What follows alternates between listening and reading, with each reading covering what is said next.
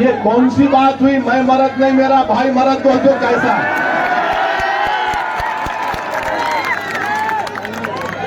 अरे आप बताओ, ये सेकुलरिज्म है? मैं यही तो पूछ रहा हूं, मगर पवार साहब नहीं मानेंगे मेरी बात को, बोलेंगे नहीं ये भड़काऊ भाषण देता है। अच्छा वो हो गया। अभी इम्तियाज साहब अपने भाषण में बोले कि सुबह 6 बजे अजीत पवार और देवेंद्र फडणवीस अचानक निकाह कर लिए। अच्छा निकाह करे करे शरद पवार साहिब को नहीं मालूम भतीजा निकाह कर लिया, वलीमा नहीं हुआ, हुकूमत खत्म हो गई। वलीमा मालूम ना, अब ज्यादा नहीं बोलना, नहीं तो लोग बोलेंगे इन उधर लेके जा रहे हैं। अब कौन जिम्मेदार उसका? मैं जिम्मेदार। अब आप बताइए कि ये मामलात है। अच्छा ये लोग बोलते कि नहीं मुसलमान हमको वोट देना आपका इख्तियार है, दलित वोट देना उसका इख्तियार है, हमारे दलित भाइयों का। मगर आप बताइए, आपने मुस्लिम अकलियत को रिजर्वेशन क्यों नहीं दिया उद्धव ठाकरे? क्या एक मराठा का बच्चा डॉक्टर बनेगा?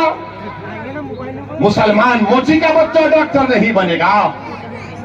एक मराठा का बेटी आईपीएस अफसर बनेगी, तो क्या एक टीचर की बेटी आईपीएस अफसर नहीं बनेगी जो मुसलमान है? मगर आपने नहीं दिया। हमारी गरीबी यह है कि 83% महाराष्ट्र के मुसलमानों के पास एग्रीकल्चर लैंड नहीं है, 56% मुसलमान के पास कोई एसेट नहीं है, और सिर्फ 0.7% मुसलमान जो महाराष्ट्र के हैं वो सालाना 3,60,000 उनकी आमदनी है, यानी 1% भी नहीं है। मगर हमको रिजर्वेशन नहीं देंगे। उद्धव ठाकरे बोलेंगे मराठा को मिलना बराबर मिलना, मगर हम क्या गुनाह करें? दो आप मराठा भाइयों को बहनों को, मुस्लिम भाई बहन को भी दो, मगर नहीं। मराठा ताकतवर होगा, मुसलमान गरीब से गरीब होगा, मगर वोट इनको देना पड़ेगा।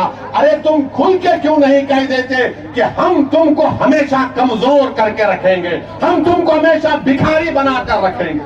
बोल दो, खुल के बोलो।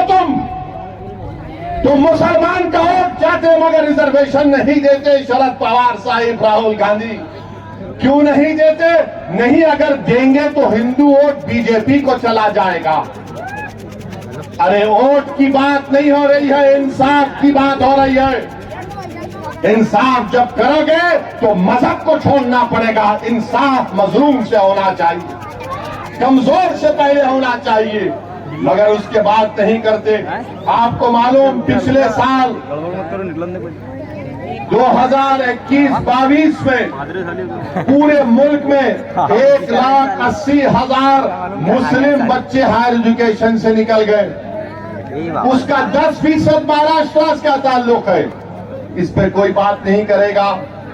मेरे अजीज दोस्तों और बुजुर्गों, अब महाराष्ट्र में यहां पर 2-in-1 की सरकार है।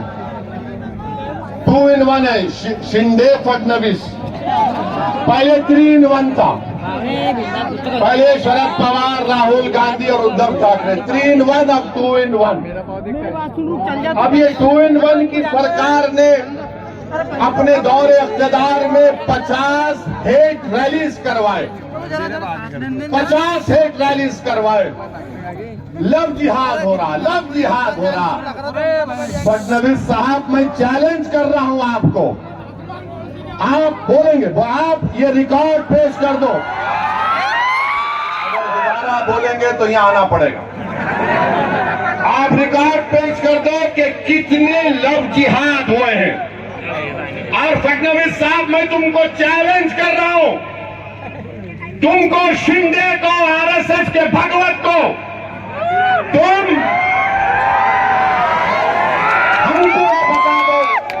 हमको ये बता दो कि लव जिहाद का डेफिनेशन क्या है? किसको लव जिहाद बोलते बताओ? डिफाइन करो, तुम नहीं कर सकते।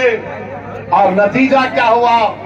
कोल्हापुर, अकोला, जलगांव, अहमदनगर जो मैंने जिक्र किया, ये सब तमाशे हुए। हम महाराष्ट्र की हुकूमत से, महाराष्ट्र के ब्यूरोक्रेसी से, पुलिस डिपार्टमेंट से ये कह रहे हैं कि आप सरकार की बातों में मत आओ, महाराष्ट्र के पीस को मेंटेन करो। आप सरकार को खुश करने के लिए आईपीसी इस्तेमाल मत करो। आप जो एक्यूज है उनके खिलाफ इस्तेमाल करो। अमन जरूरी है। सरकारें आएंगी और चले जाएंगी। हम उम्मीद करते कि महाराष्ट्र के आला पुलिस ओहदेदार अपनी जिम्मेदारी को निभाएंगे। मेरे अजीज दोस्तों और बुजुर्गों, फिर हम ये भी देखते हैं कि हमारे वजीर आजम अमेरिका गए। वजीर आजम अमेरिका गए, हमको उस पर कोई इतराज नहीं है। हम भी चाहते हैं कि भारत, इंडिया और यूएसए के ताल्लुकात और अच्छे हो। अब तो हम स्ट्रेटेजिक पार्टनर हैं। अब तो हम एग्रीमेंट्स में शेयर्ड वैल्यूज का जिक्र करते हैं। मगर हमारे वजीर आजम जब अमेरिका में थे तो दो बातों का मुझे बड़ा एतराज है। उमूमन अगर कोई मुल्क का वजीर आजम फॉरेन टूर पर जाता है, उस पर तबसरा करना ठीक नहीं है। मगर वजीर आजम प्रधानमंत्री मोदी, मैं मजबूर हूं आपकी बात को यहां पर रखने के लिए। एक ये कि नरेंद्र मोदी ने पहली प्रेस कॉन्फ्रेंस 9 साल में मीडिया के सामने आकर की। 9 साल में कोई मीडिया उनसे सवाल नहीं कर सकता था, कोई मीडिया के लोग नहीं। हाँ, वो एक सिलेक्टेड मीडिया का ग्रुप है। जैसा एक इंटरव्यू लेने वाले पूछा, मोदी जी आपको आम पसंद है? काटने के पसंद है या चूसने के पसंद है? अबे क्या तो अभी भी इतना बुढ़ा हो के दूध निप्पल से पीता है। फिर एक रिपोर्टर पूछे, आप अपने जेब में बटुआ रखते? कहीं को तेरे को धिंगाना होगा, समझ नहीं। मगर वहां की एक रिपोर्टर ने, वॉल स्ट्रीट जर्नल के एक रिपोर्टर ने भारत के वजीर आजम से जो सवाल किया, देश के प्रधानमंत्री, मुझे बड़ी तकलीफ हुई, बड़ी पीड़ा हुई कि इस तरह से आपसे सवाल किया गया कि आप 9 साल से भारत के वजीर आजम प्रधानमंत्री हैं, 300 एमपी आपके पास हैं, और आपसे सवाल करने वाला ये सवाल करता है कि क्या आप भारत के मुसलमानों के लिए उनकी तकलीफ को दूर करने के लिए आप क्या काम करेंगे, और फ्रीडम ऑफ एक्सप्रेशन के लिए आप क्या करेंगे। देश के प्रधानमंत्री, मैं खुश होता अगर आपसे सवाल होता कि आप उस देश से आते हैं जहां पर 50% आबादी भारत की 28 साल के नौजवानों पर मुश्तमिल है। मैं खुश होता इस बात से कि अगर रिपोर्टर आपसे सवाल करती कि बताइए मेक इन इंडिया में आपने क्या क्या बनाया। मैं खुश होता अगर रिपोर्टर आपसे पूछती कि क्या आपने 5 ट्रिलियन इकोनॉमी के उस टारगेट को हासिल कर लिया। मैं खुश होता अगर उस फॉरेन रिपोर्टर आपसे बोलती कि भारत में इन्फ्लेशन कम करने के लिए आपने क्या किया। मैं खुश होता अगर रिपोर्टर आपसे पूछती कि पूरी दुनिया में सबसे ज्यादा बेरोजगार अगर नौजवान है तो भारत में उसकी बेरोजगारी के लिए आप क्या किए। मगर उस रिपोर्टर ने 9 साल के वजीर आजम, 300 एमपी रखने वाले वजीर आजम से पूछा, मुसलमानों की तकलीफ को दूर करने के लिए आप क्या कर रहे हैं, फ्रीडम ऑफ एक्सप्रेशन के लिए क्या कर रहे हैं। तो हमारे वजीर आजम ने कह दिया कि हमारे डीएनए में डेमोक्रेसी है, डिस्क्रिमिनेशन नहीं है। प्रधानमंत्री, सच्चाई को मैं अब बयान कर रहा हूं। क्या मणिपुर में 300 चर्चिस को जला दिया गया, क्या वो डिस्क्रिमिनेशन नहीं है? 300 चर्चिस मणिपुर में जला दिए गए। क्या उत्तरकाशी में मुसलमानों से नहीं कहा गया कि छोड़कर भाग जाओ, तुम्हारा बायकॉट किया जाएगा? ये डिस्क्रिमिनेशन नहीं है। वजीर आजम, क्या आपका दिल्ली के एमपी ने नहीं कहा कि मुसलमानों से कोई खरीदो फरोख्त मत करो? क्या ये डिस्क्रिमिनेशन नहीं है? वजीर आजम, क्या आपने CAA का कानून मजहब की बुनियाद पर नहीं बनाया? क्या ये डिस्क्रिमिनेशन नहीं है? माइनॉरिटी वेलफेयर का बजट आपने 40% कम कर दिया, क्या ये डिस्क्रिमिनेशन नहीं है? आपने मौलाना आजाद फेलोशिप को खत्म कर दिया अल्पसंख्यक समाज के लिए। अब कोई मुसलमान बच्चा फेलोशिप और PhD नहीं कर पाएगा, क्या ये डिस्क्रिमिनेशन नहीं है?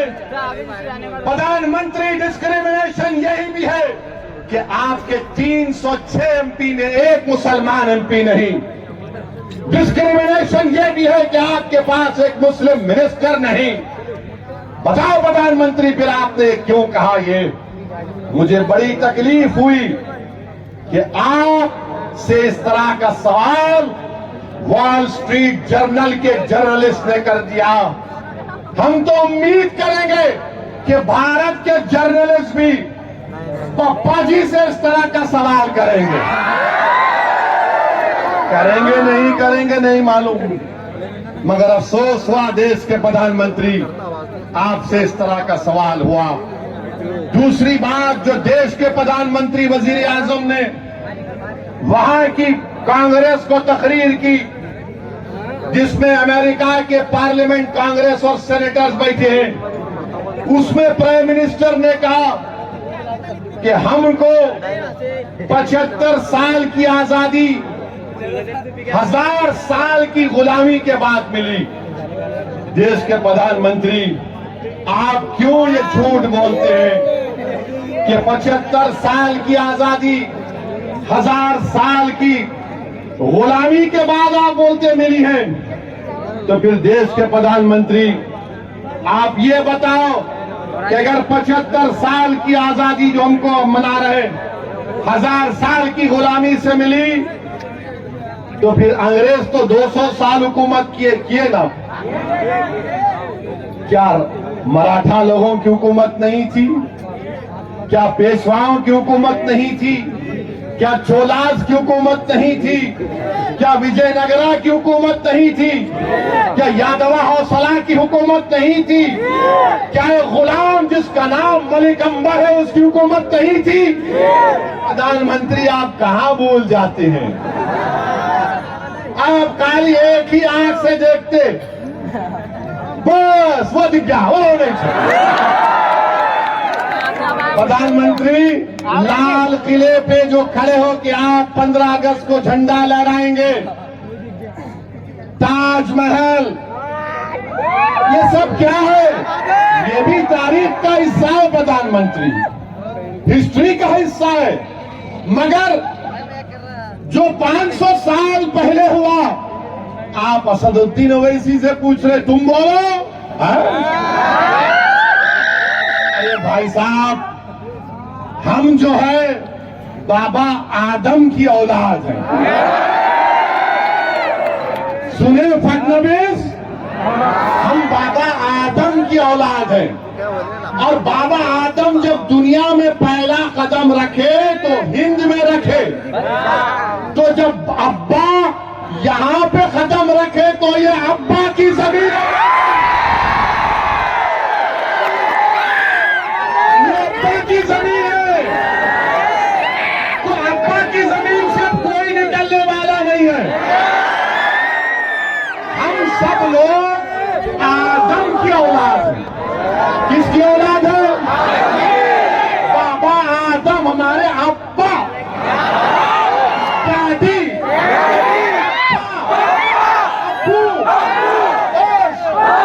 ये समझना है। मगर इनकी औलाद, उनकी औलाद, अरे तुम क्या औलाद के एक्सपर्ट हो क्या? तौबा तो वो ऐसा नहीं होगा ना ना। अच्छा अब ये फोटो रखा तो भारत का जब कॉन्स्टिट्यूशन बना, भारत का जब आईन बाबा साहेब अम्बेडकर बना दिए, उसकी पहली किताब में बाबा साहेब अम्बेडकर ने पहली किताब बनाई। जितने कॉन्स्टिट्यूएंट असेंबली के लोग थे उन सब ने उस पर दस्तखत की, उस सब पर, सुनो भाई, उस सब पर उन्होंने साइन की। बड़े बड़े लोग जिन्होंने इस मुल्क को आइन दिया, जो कॉन्स्टिट्यूएंट असेंबली में जो लोग बैठे थे, उनका दिमाग, उनकी सोच, उनकी फिक्र, उनकी कुर्बानी नरेंद्र मोदी से बड़ी थी, हर एक से ओवैसी से बड़ी थी। उस पहली किताब में सबके फोटोज है, उसमें टीपू की भी फोटो है। आप निकाल दो उस फोटो को, आप निकालो ना उस फोटो को, दम है तो निकालो। उस पहली किताब जिसको हमारे कॉन्स्टिट्यूएंट असेंबली के 4 फादर्स ने साइन किया, फोटो निकालो। अकबर की फोटो, झांसी की रानी की फोटो, गुरु नानक की फोटो, राम सीता लक्ष्मण की फोटो, गौतम बुद्ध की फोटो, महावीर की फोटो। अरे यही तो भारत है। मगर इनको 1000 साल में इनको विजयनगरा याद नहीं आता, छोलास याद नहीं आते। प्रधानमंत्री और एक बात आपसे हम पूछना चाह रहे हैं। ये बराक ओबामा जानते? बराक ओबामा को अमेरिका के प्रेसिडेंट थे, उन्होंने दिल्ली को आए थे, हमारे प्राइम मिनिस्टर उनको अपनी हाथ से बड़ा नजाकत से चाय डाल के पिलाई थी। उन्होंने अपने इंटरव्यू में बोल दिए कि भारत में मुसलमानों पर जुल्म हो रहा है। और नरेंद्र मोदी क्या बोले थे उनके बारे में? कि बराक, ऐसा ही कहा था, वीडियो देखो, मैं और बराक कैसी गुफ्तगू करे, तू तड़क की बात कर। प्रधानमंत्री जब तू तड़क की बात कर रहे तो ये बराक ओबामा इस तरह की बात क्यों कर दिए? बहरहाल मेरे अजीज दोस्तों और बुजुर्गों, हमारे देश में ये जो फिरका परस्ती का जहर बढ़ रहा है, इसको रोकने की जरूरत है। मेरी आपसे गुजारिश है कि पुरअमन रहिए मगर बुज़दिल मत रहिए, अमन को मजबूत करिए मगर खौफ को करीब आने मत दो। अमन को मजबूत करो मगर हालात से समझौता मत करो। अमन को मजबूत करो मगर अपनी जमहूरी लड़ाई को जारी रखो।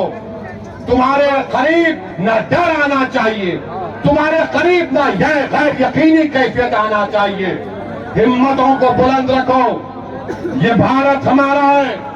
हम यहाँ पर बाबा आदम के जमाने से रह रहे हैं, बाबा आदम के जमाने से रह रहे हैं और सुबह कयामत तक रहेंगे इंशाअल्लाह ताला। सुबह कयामत तक रहेंगे, डरेंगे नहीं, संविधान के मुताबिक अपने दीन पर चलेंगे, अपने मस्जिदों को आबाद रखेंगे, यूनिफॉर्म सिविल कोड को कबूल नहीं करेंगे।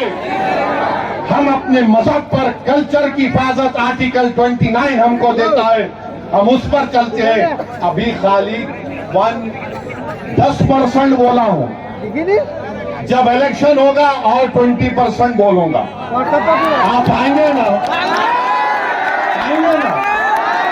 ये खाली ऐसा ही बोल रहे और वोट देंगे ना? पतंग को देंगे ना? या फिर डर के बोलेंगे नहीं उनको दे, नहीं अपनी पार्टी मनरेस पार्टी, अपना लीडर इम्तियाज, अपना लीडर गल्फार कादरी। जब सब लोग अपने अपने लीडर को बना लिए, तुम भी लीडर बनो। बहुत बहुत शुक्रिया आपका। अस्सलाम वालेकुम व रहमतुल्लाह।